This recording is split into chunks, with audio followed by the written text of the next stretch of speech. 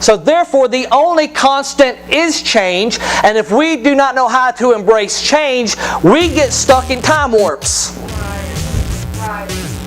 I have preached to some churches, guys, throughout the years. I've been at this a while now. And I have walked into churches where I time warped. I literally went into a time machine, I think. And I went from the year 2000 something, and I entered into 1945. Sometimes I've stepped into 1967. I've been in so many different years. You don't know that preachers get to time travel when they travel around to different churches. Because what happens is they don't realize that the only constant is change, and what they do is they discover a move of God. And when they discover a move of God, they build, watch this, they build their entire denomination, they build their entire religion based on something that happened in a certain date. So they keep God stuck in 1967, and they never move out of 67, knowing that there is a continuum, a continuation of the presence of God that's moving throughout the earth. And if we are not able to move with God continually in this constant, then what happens is we get bogged down and we're not able to move forward into what God's wanting to do, not only in the earth, but in our lives individually, corporately, in our church, in our city, in our region, in our nation, and across the planet.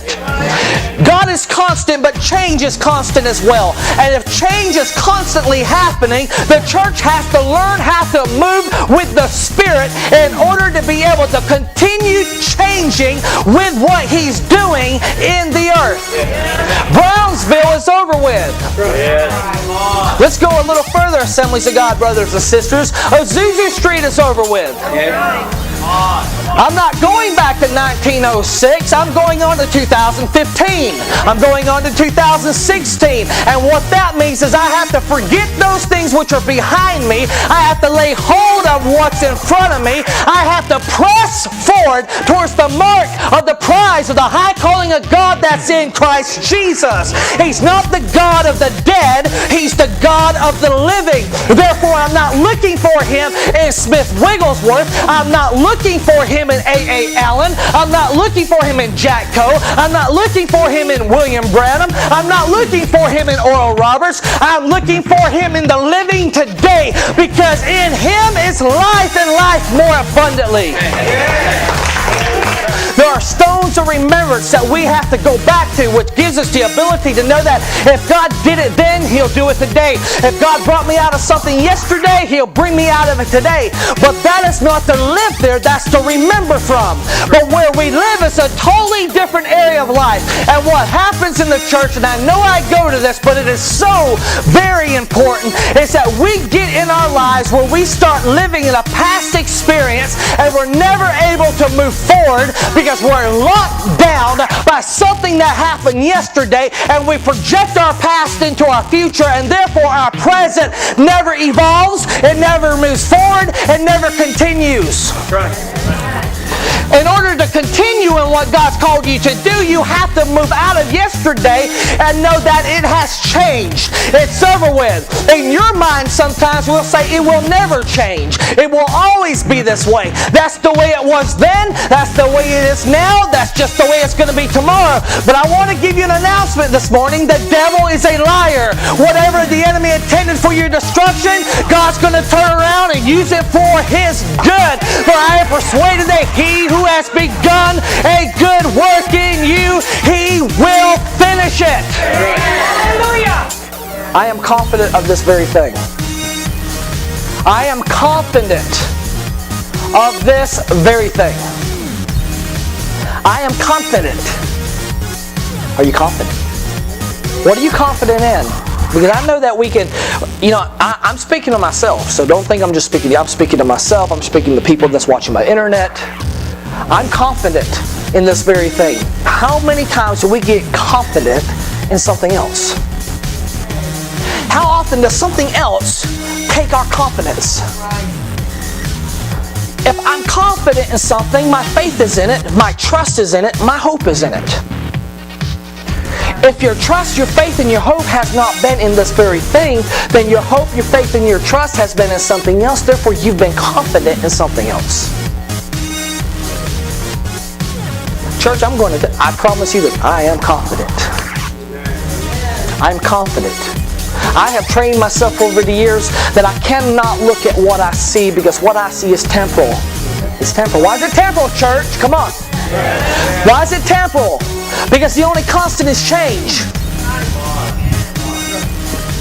It's temporal because it's changing. So I can't look at what I see, because what I see is changing. But what I don't see is constant. My Jesus. So if what I can't see is constant and what I can't see changes, temporal, eternal, then what happens is that I cannot allow what I see in my present situation to dictate what I see for my future.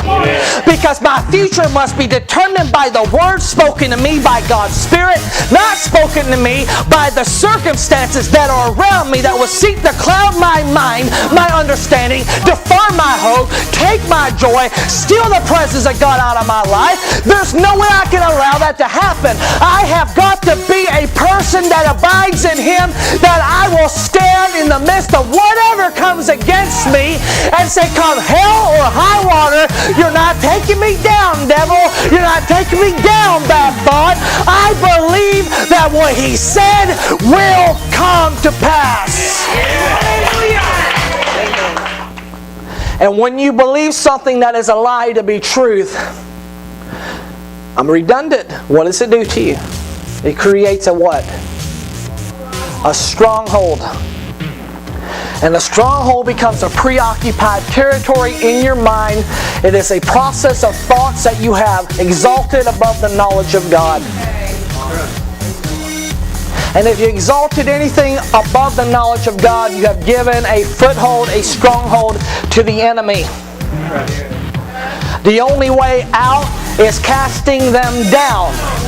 But you say, I don't know if I can. Yes, you can. You know why? Because the weapons of your warfare are not carnal. They're not fleshly means, but they are mighty in God to the overthrow, the destruction, the tearing down of strongholds and fortresses, and every thought. Watch this. Every thought, every imagination that exalts itself over and against the knowledge of God.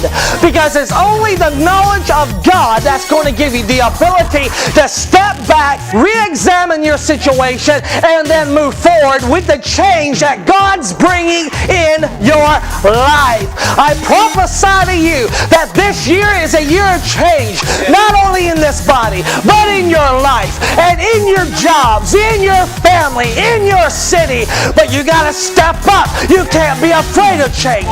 You can't resist the change. You got to embrace the change. And sometimes embracing change means you got to be buried in the earth, and you got to die a death that doesn't feel good. But unless a corn of wheat falls to the ground and dies, it abides alone. But if it falls to the ground and dies, what happens to it? The pressure and the darkness creates germination. And when moisture, the water of the Word, hits the seed, and the seed that's been spoken over your life, it's the full DNA, the potential of your destiny.